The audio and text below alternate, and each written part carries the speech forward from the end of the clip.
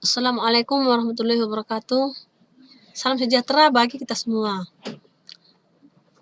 Anak kami pada kesempatan ini kita akan melanjutkan materi pelajaran PPKN kita untuk kelas 11. Adapun judul pelajaran kita pada hari ini adalah faktor pendorong dan penghambat persatuan dan kesatuan bangsa Indonesia. Tujuan pembelajaran kita yang pertama, pada materi pembelajaran faktor pendorong dan penghambat persatuan dan kesatuan bangsa Indonesia, diharapkan siswa mampu memahami dan menjelaskan apa faktor pendorong persatuan dan kesatuan bangsa Indonesia dan faktor penghambat persatuan dan kesatuan bangsa Indonesia. Berikutnya, kita akan memulai materi pelajaran kita. Faktor pendorong dan penghambat persatuan wajib dikenali sebagai pengingat dan penanda dalam kehidupan bermasyarakat. Faktor-faktor ini seperti rambu-rambu penanda perjalanan kehidupan berbangsa dan bernegara. Pentingnya persatuan memang tidak lepas dari perjuangan kemerdekaan yang sudah dicapai bangsa Indonesia. Dengan hal itu, bangsa Indonesia tidak akan terombang-ambing dan memiliki keteguhan untuk tetap bersama. Pentingnya persatuan bagi bangsa Indonesia adalah untuk menghindari konflik serta perpecahan antar golongan masyarakat. Hal ini dikarenakan Indonesia terdiri dari berbagai macam kebudayaan. Persatuan dan kesatuan terpatri jelas dalam sila ketiga Pancasila, yaitu Persatuan Indonesia. Persatuan Indonesia dalam Pancasila berarti bahwa bangsa Indonesia tidak boleh terpecah belah dan harus terus bersatu. Semangat persatuan dan kesatuan wajib dimiliki setiap warga negara untuk mewujudkan cita-cita bangsa Indonesia sebagaimana tercantum di dalam pembukaan Undang-Undang Dasar Indonesia 1945 alinea keempat yang berbunyi, kemudian daripada itu, untuk membentuk suatu pemerintahan negara Indonesia yang melindungi segenap bangsa Indonesia dan seluruh tumpah darah Indonesia, dan untuk memajukan kesejahteraan umum, mencerdaskan kehidupan bangsa, dan ikut melaksanakan ketertiban dunia yang berdasarkan kemerdekaan, perdamaian abadi, dan keadilan sosial. Maka disusunlah kemerdekaan kebangsaan Indonesia itu dalam suatu Undang-Undang Dasar Negara Indonesia yang terbentuk dalam suatu susunan negara Republik Indonesia yang berkedaulatan rakyat dengan berdasarkan kepada ketuhanan yang Maha Esa, kemanusiaan yang adil dan beradab, persatuan Indonesia, dan kerakyatan yang dipimpin oleh hikmat kebijaksanaan dalam permusyawaratan perwakilan, serta dengan mewujudkan suatu keadilan sosial bagi seluruh rakyat Indonesia. Kita akan beralih ke faktor-faktor pendorong persatuan dan kesatuan bangsa Indonesia. Anak kami ada 4 faktor yang mendorong persatuan dan kesatuan dalam negara kesatuan Republik Indonesia. Yang pertama, Sumpah Pemuda. Yang kedua, Pancasila. Yang ketiga, Semboyan Bhinneka Tunggal Ika. Serta yang keempat, semangat kebersamaan. Kita akan uraikan mulai dari yang pertama, yaitu Pancasila. Bangsa Indonesia mempunyai Pancasila sebagai dasar negara. Pancasila merupakan pandangan hidup bangsa. Pancasila merupakan pemersatu bangsa. Pancasila merupakan kepribadian bangsa dan juga Pancasila merupakan perjanjian luhur bangsa. Penerapan nilai-nilai Pancasila dalam kehidupan sehari-hari bisa menjadi satu di antara faktor pendorong persatuan dan kesatuan bangsa.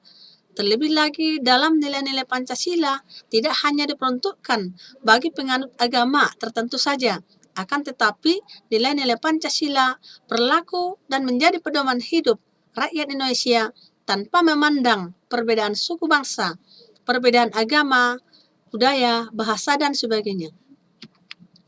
Berikutnya anak kami yang kedua, Sumpah Pemuda. Para pemuda Indonesia telah mengikrarkan Sumpah Pemuda tepatnya pada tanggal 28 Oktober 1928. Sumpah Pemuda merupakan sumpah yang menunjukkan tekad seluruh pemuda Indonesia yang merupakan unsur utama perjuangan bangsa melawan penjajahan demi mempersatukan seluruh rakyat Indonesia dalam perjuangan meraih kemerdekaan.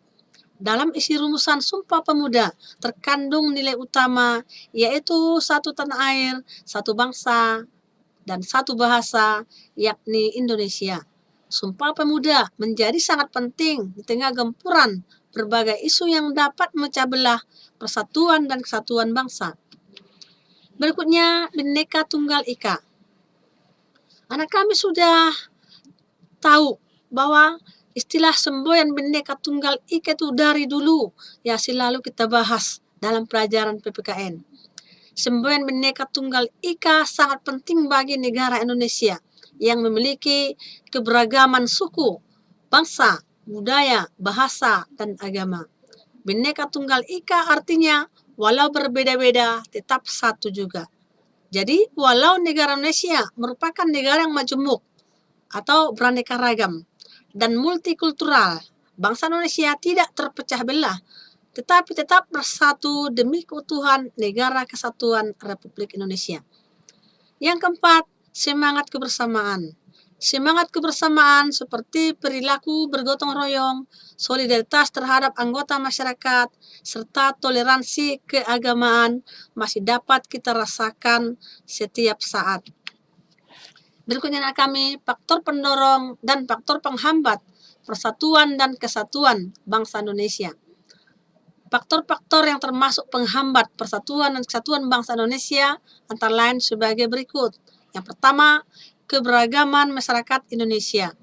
Kondisi ini dapat menjadi penghambat persatuan dan kesatuan bangsa apabila tidak diiringi dengan sikap saling menghargai, menghormati, serta adanya toleransi yang telah menjadi karakter khas masyarakat Indonesia. Keberagaman tersebut dapat mengakibatkan munculnya perbedaan pendapat yang memicu lepas kendali, tumbuhnya perasaan kedaerahan yang berlebihan yang dapat memicu terjadinya konflik antar daerah atau antar suku bangsa. Yang kedua, Indonesia memiliki wilayah yang luas dengan ribuan pulau. Geografis negara Indonesia yang terdiri dari pulau-pulau dan kepulauan memiliki karakteristik yang berbeda-beda. Sejumlah daerah dikhawatirkan memisahkan diri dari NKRI. Daerah tersebut antara lain daerah yang jauh dari pusat, daerah perbatasan dengan negara lain, dan daerah yang memiliki kekayaan alam yang besar. Berikutnya kami, ketidakpuasan terhadap ketimpangan ekonomi dan tidak meratanya pembangunan ekonomi. Kondisi tersebut bisa memperlemah persatuan dan kesatuan bangsa apabila ketimpangan dan ketidakmerataan pembangunan serta hasil-hasil pembangunan masih belum dapat diatasi. Ketidakpuasan tersebut dapat menimbulkan pertentangan antar pemerintah daerah dan pemerintah pusat. Ibu rasa materi kita untuk pertemuan ke-8 ya cukup sampai di sini, dan seperti yang biasa Ibu lakukan, Ibu sudah menyediakan soal-soal latihan untuk anak kami. Yang pertama, apa saja yang termasuk faktor pendorong persatuan dan kesatuan bangsa Indonesia. Yang kedua, jelaskan isi yang tercantum dalam pembukaan Undang-Undang Dasar tahun 1945 alinea keempat. Yang ketiga, apa makna yang terkandung dari semboyan Bhinneka Tunggal Ika. 4. Sebagai siswa, apa yang harus kamu lakukan untuk tetap menjaga persatuan dan kesatuan bangsa Indonesia. Dan yang kelima, jelaskan faktor penghambat persatuan dan kesatuan bangsa Indonesia. Sampai di sini, tutup dengan salam. Assalamualaikum warahmatullahi wabarakatuh.